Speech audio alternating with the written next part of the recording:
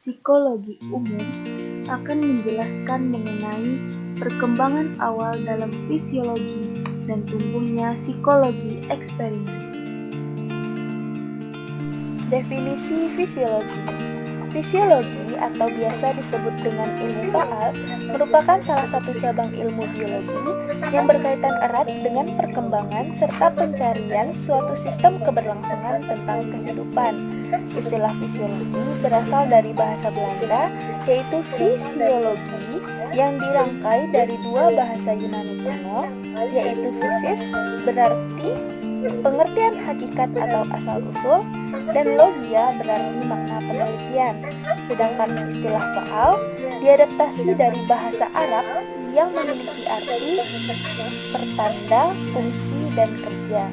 Fisiologi merupakan salah satu cabang ilmu yang mempelajari tentang bagaimana cara kerja sistem organ dari suatu makhluk hidup. Fisiologi ini memiliki peran penting dalam ilmu psikologi. Pengaruhnya mampu menjadi permulaan dari munculnya psikologi eksperimental.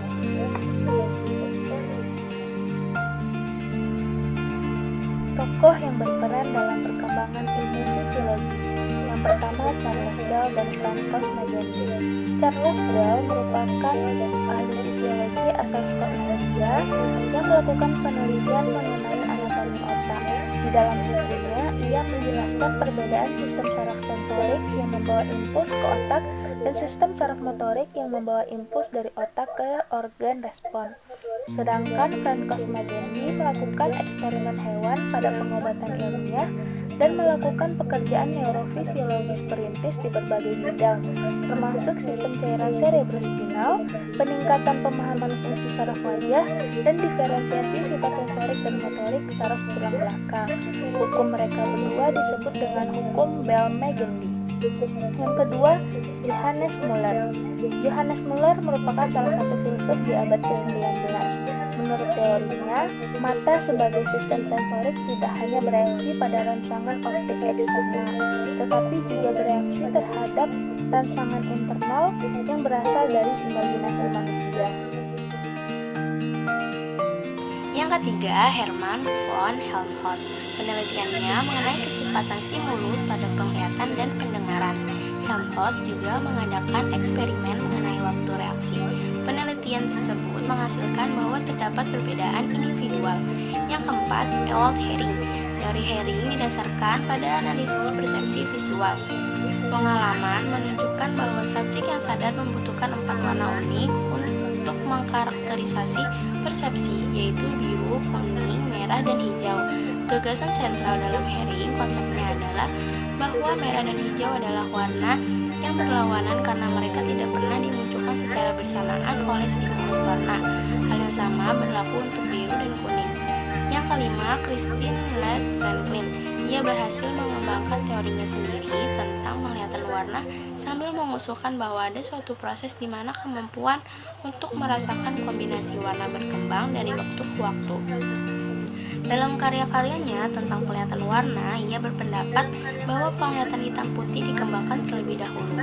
Yang keenam, Franz Joseph Gall, ahli anatomi dan fisiologi dari Jerman, seorang pelopor dalam menilai fungsi otak ke berbagai area otak atau lokalisasi. Ia menemukan frenologi, yaitu upaya untuk menilai kecerdasan individu dan kepribadian dari pemeriksaan bentuk tengkorak.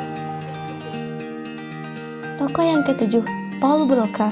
Ia menjadi orang pertama yang menunjukkan pada otopsi bahwa cacat bicara dikaitkan pada daerah tertentu di otak, sekarang dikenal sebagai daerah Broca. Ia menemukan instrumen baru untuk mengukur perbedaan fisik.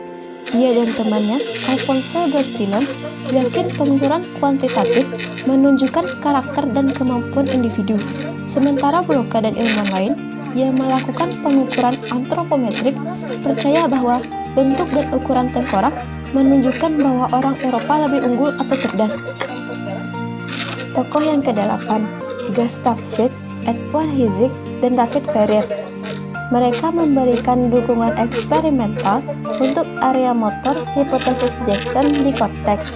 Dalam sebuah eksperimen mengerikan, mereka menahan anjing hidup dan memotong tengkorak anjing tersebut untuk mengekspos daerah korteks. Kemudian, mereka merangsang korteks itu dengan arus dari baterai.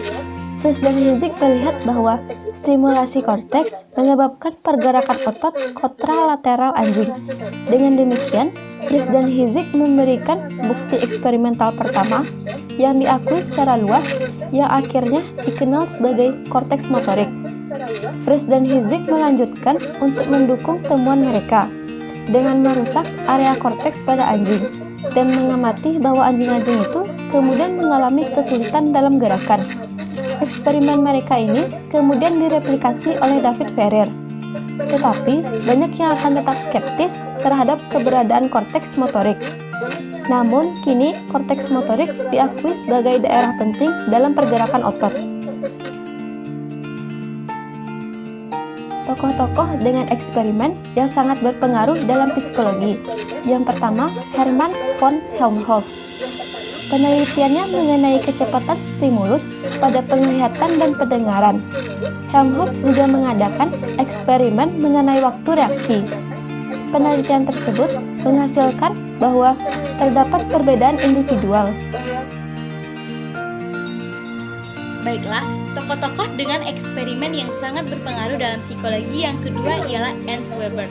Sumbangan Weber dalam psikologi ialah hasil eksperimennya mengenai ambang dua titik pada kulit, yaitu bagaimana atau sejauh mana subjek dapat merasakan atau mempersepsi stimulus yang dikenakan pada kulitnya. Nah, apabila satu subjek antara titik itu terlalu pendek, maka subjek akan merasa satu stimulus saja. Akan tetapi pada jarak tertentu atau jarak keduanya yang agak renggang, maka subjek akan merasakan dua stimulus. Nah, eksperimen ini menurut Weber mendemonstrasikan tentang ambang dua titik atau the two-point threshold, yang artinya di mana dua titik stimulus dapat dirasakan oleh suatu subjek. Nah, yang ketiga ialah Gustav Theodor Fechner. Menurut Fechner, ada dua cara untuk mengukur penginderaan, yakni yang pertama, orang dapat menentukan apakah stimulus itu ada atau tidak, dapat diindra atau tidak. Nah, yang kedua, orang dapat mengukur suatu intensitas. Di samping itu, Fechner juga mengemukakan pendapatnya tentang ambang perbedaan, yaitu perbedaan dua stimulus yang paling kecil yang dapat dipersepsi oleh suatu subjek. Metode ini digunakan Fechner dikenal dengan metode psikofisik yang memberikan gambaran antara psikis dengan fisik. Baiklah, yang keempat ialah Wilhelm Maximilian Wundt. Wundt membuat suatu karya tulis yang menjadi salah satu yang paling penting dalam sejarah psikologi, yaitu Principle of Psychological Psychology pada tahun 1874. Nah, karya tersebut menggunakan sistem dalam psikologi yang berupaya menyelidiki pengalaman langsung dari suatu kesadaran yang termasuk perasaan, pikiran, emosi, dan gagasan. Nah, di sini pun juga berupaya memahami pikiran manusia dengan mengidentifikasi suatu kesadaran. Nah, teman-teman, walaupun secara luas Wundt dianggap sebagai seorang yang penting dalam perkembangan psikologi, akan tetapi sumbangannya terhadap psikologi masih bersifat kontemporer dan masih banyak diperdebatkan oleh para ahli. Baiklah, selanjutnya ialah kesimpulan. Jadi, teman-teman semua, fisiologi merupakan salah satu cabang ilmu biologi yang mempelajari tentang bagaimana cara kerja sistem organ dari makhluk hidup. Dan juga, fisiologi juga memiliki peranan penting dalam perkembangan ilmu psikologi. Bahkan, pengaruhnya mampu menjadi permulaan munculnya psikologi eksperimen. Nah, perkembangan psikologi tahap awal yang mendorong lahirnya psikologi baru dimulai sejak adanya produk karya ilmiah di akhir abad ke-19. Nah, disinilah fisiologi menjadi disiplin ilmu yang berorientasikan pada eksperimental pada tahun 1830-an. Tokoh penting dalam hal ini ialah fisiolog Jerman yang bernama John Miller. Dialah yang menganjurkan untuk penggunaan metode eksperimental, dan di tangannya lah juga terbit berbagai karya luar biasa mengenai ilmu fisiologi yang nantinya akan menjadi acuan oleh ilmuwan-ilmuwan setelahnya. Nah, selanjutnya, seiring dengan berjalannya waktu, ilmu fisiologi berkembang pesat di Jerman di tangan beberapa ilmuwan hebat seperti Helmholtz, Fechner, Weber, dan Wundt. ilmu fisiologi berkembang dengan baik dan menghasilkan pengetahuan-pengetahuan baru tentangnya. Dan dengan adanya hal tersebut juga sangat membantu atau berpengaruh terhadap perkembangan ilmu psikologi baru. Baiklah, sekian, terima kasih.